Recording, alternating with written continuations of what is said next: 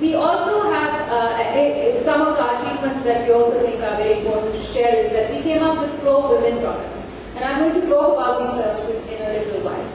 We were also the first microfinance institution to prove that an organization targeting women from low-income communities could actually be profitable. In 2007, Forbes took out a list of the 50 top MFIs in the world for their profitability and their sustainability. Dash was 21 out of the top 50 in the world. There are about 10,000 microfinance institutions in the world. So we showed that females, entrepreneurs running small businesses in Pakistan were not only credible, but they were profitable. You could actually invest in them to get a return. You could run a business like this. We were also the first microfinance institution in Pakistan to raise $36 million, which was one of the largest commercial deals in the sector in 2007. Again, we were moving towards what we call economic mainstreaming. And today we are the third largest microfinance institution in Pakistan. Just to share some numbers with you, in 2002 we were only 15,000 clients. And by 2009 we are at 288,000 clients. The decline that we see over 2008 to 2009 is the financial crisis that hit us as well. There was not enough liquidity in the financial markets to raise money to be able to on-lend. So we actually had to contract in this year. We hope next year things will look better and we will be able to get more loans to on-lend. In totality, we have helped 850,000 businesses, small businesses, and dispersed over $210 million since the beginning of time, since 1999. So now let's change gears and see why do we want to do all of this?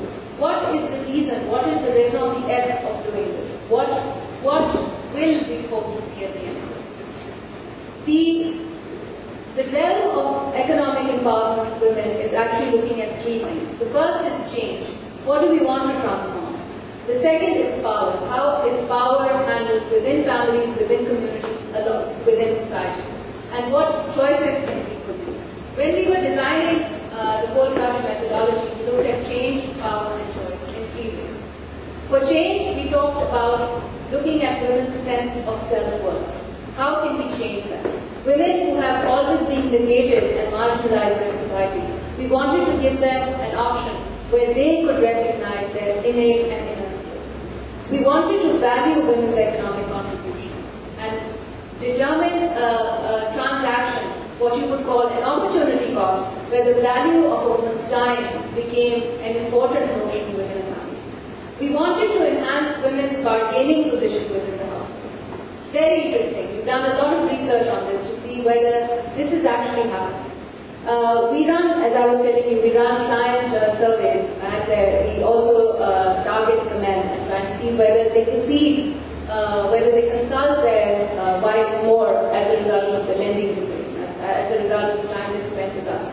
And the results of this are very interesting. Over 60% husbands told us that ever since our wife has been involved with the lending program, we actually consult her more. We value her advice. We consult her not just in the regular decisions of the home, but actually we consult her in financial decisions as well. We also interviewed mother-in-laws. In the South Asian context, I don't know how many of you have seen Indian Star Plus soap operas. They all revolve around the mother and the daughter and the daughter-in-law and the mother and the mother-in-law relationships. So we also interviewed the mother-in-law. We wanted to know, was she treating her daughter-in-law better as a role, or was there, as a result of the loan, or was this creating schisms within the family? We didn't want to be in a situation where we overburdened the woman further. And interestingly enough, we began to see that most domestic fights that our clients shared were over money. When money started coming into the family and it came through the women, the mother-in-law began to actually respect and value her daughter-in-law as well. So, choice. Many things. Dr. Yunus says that in choice, in terms of the impact of microfinance, it's really on the next generation. And we began to see that as well. As incomes grow, people begin to send their children to better schools. They start investing, not just in the boys, but also the girls. And we began to see this in ad nauseum across the board in the families that we were supporting. So based on this, how did we design our program? The first was economic leverage, as I talked to you. So we wanted to design products. We picked up the Grameen Bank from Bangladesh, which is essentially a women's program. But Grameen did not start with women at the center. Grameen began as a poverty-led program. It did not choose to be a women's program, but with time, women took this as a movement. They took this as an opportunity, as a window of change. So we wanted to design women-friendly products and make them very attuned to what women wanted. We also wanted to come up with a women delivery-friendly delivery methodology. When we started out, we used to call it microfinance for women by women. We didn't used to hire men. All our staff was women. Then, in 2003, we began to realize that's not really gender balanced. That's not a good idea. Gender issues are everyone's problem. They're a man's problem and they're a woman's problem. So we began to let the men in. Today, 50% of our staff, of the 1,700 staff that we have, are men. And so we believe that actually strengthens the organizations. We talk about transformation, transforming the lives of our clients in terms of their economic and the incomes they bring in, and also transforming the lives of the families and building an institution that is sustainable. So what is on the economic leverage? What kind of products do we offer? We began with the simple Grameen thinking, which is take money to earn money.